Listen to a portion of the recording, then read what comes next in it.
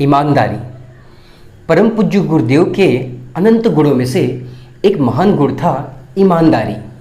जी, परम पूज्य गुरुदेव ने एक सद्वाक्य भी लिखा है, ईमानदार होने का अर्थ है हजार मनकों के बीच में, मोतियों के बीच में एक अलग से चमकने वाला हीरा।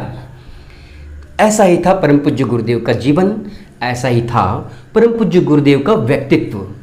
और हमारे परम पूज्य गुरुदेव अपने जीवन से, अपने जीवन के उदाहरण से लोगों को सिखाया करते थे ईमानदारी का पाठ।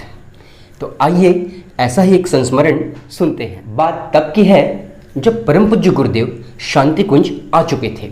हमारे डॉक्टर प्रणव पांड्या भाई साहब भी शांति कुंज में कार्य करने के लिए, सेवा समर्पण के लिए आ चुके थे और वे हरिद्वार में ही कहीं आसपास हॉस्पिटल में एक डॉक्टर के रूप में कार्यरत थे। सबसे अच्छी बात है, ये संस्मरण डॉक्टर साहब के मुख से हमें सुनने को मिली थी। कहा जाता है कि होय वही जो राम रचि राखा, जो राम ने रच दिया है वही होना है।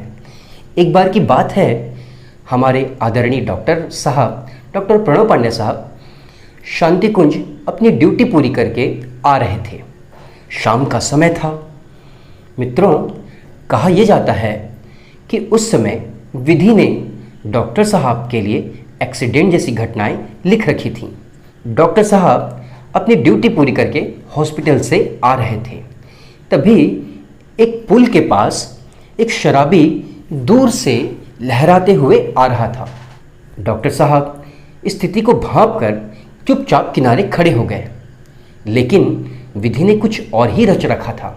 वह शराबी लहराते हुए स्कूटर से आते हुए सीधे डॉक्टर साहब के स्कूटर को ठोकर मारी और डॉक्टर साहब काफ़ी उछल गए और फिर गिर पड़े। उनके सिर पर भारी चोट आई, बहुत उनके खून बहे। मित्रों, परम पूज्य गुरुदेव को ये सब बातें पहले से पता थीं। परम पूज्य गुरुदेव जानते थे कि ऐसी कुछ घटनाएं घटनी हैं और परम पूज्य गुरुदेव उस घटना के ठीक 2 घंटे पहले उसी पुल पर, उसी स्थान पर रेकी करके आए हुए थे। जब डॉक्टर साहब का एक्सीडेंट हुआ तो वो बेहोश पड़े हुए मिले। किस्मत से एक बस वाला उन्हें पहचान गया। अरे, ये डॉक्टर साहब तो शांति कुंज के हैं। और वो बस वाला उन्हें अपने बस में उठाकर ले आए। मित्रों, इस दौरान परम पूज्य गुरुदेव कई बार गेट पर आने और जाने का क्रम बनाए हुए थे।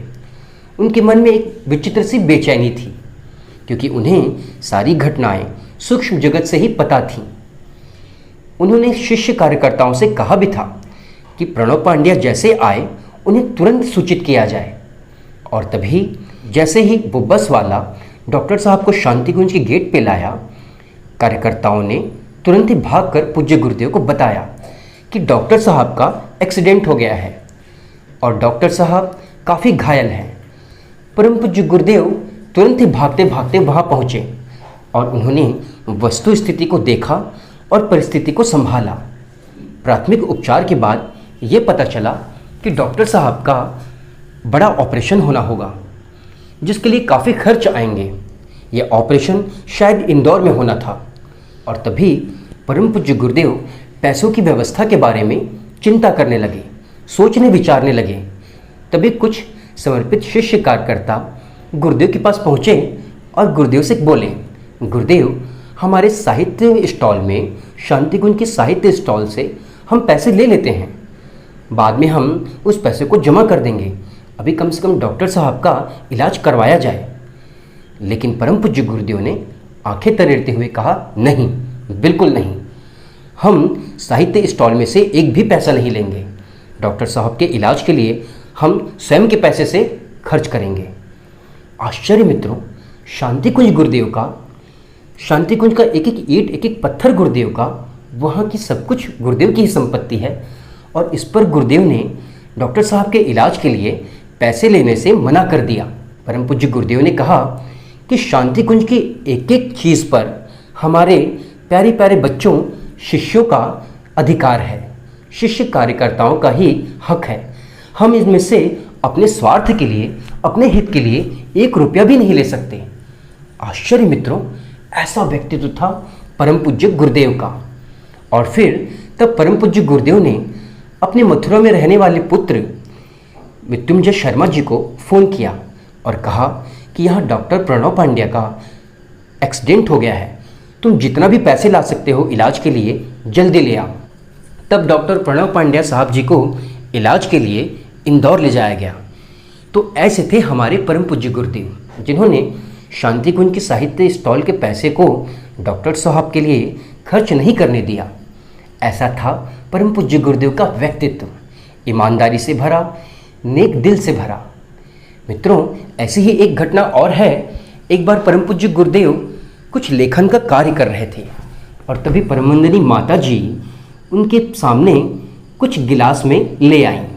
वो जूस था और तब परम पूज्य गुरुदेव लेखन में बहुत ही मगन थे और उन्होंने गिलास उठाया और उस वक्त पीने लगे।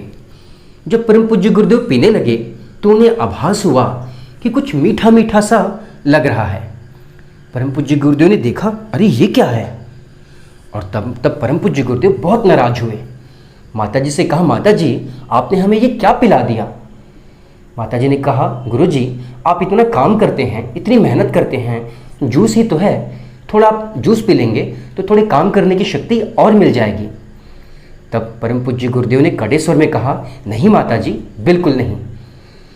हम अपने शांति कुंज कार्यकर्ताओं के बच्चों के लिए दूध की व्यवस्था नहीं कर पाते, ऐसे में क्या हमें जूस पीना, हमें क्या ये शोभा देता है? बिल्कुल नहीं माता जी, हम ये अपराध, हम ये गलत काम कभी नहीं कर सकते। मित्रों, क्या आपको पता है जब परम पूज्य गुरुदेव को ये आभास हो गया कि वे जूस पी चुके हैं, जबकि उनके अंतर आत्मा ने उस जूस को स्वीकार नहीं किया था, तब मित्रों उन्होंने अपनी 2 उंगलियां गले में डाली और सारा जूस पेट से उल्टी करके बाहर निकाल दिया। ये कहा जाता है कि वे तब तक उल्टियां करते रहे जब तक जूस का एक कतरा भी पेट में बचा हो। मित्रों, ऐसी थी हमारे परम पूज्य गुरुदेव की ईमानदारी और ऐसा था उनका महान व्यक्तित्व, ईमानदारी से भरा हुआ। मित्रों, हमें आशा है यह वीडियो आपको पसंद आई होगी। यदि यह वीडियो आपको पसंद आई है तो इसे अन्य परिजनों तक, अन्य लोगों तक शेयर ज़रूर करें ताकि हम परम पूज्य गुरुदेव के महान व्यक्तित्व को जन जन तक पहुंचा सकें। तो ऐसे ही वीडियो को देखने के लिए, सुनने के लिए हमारे चैनल को सब्सक्राइब करें और कमेंट में अपना आशीर्वाद देना ना भूलिएगा। तो मिलते हैं अगले वीडियो में, तब तक के लिए जय श्री राम।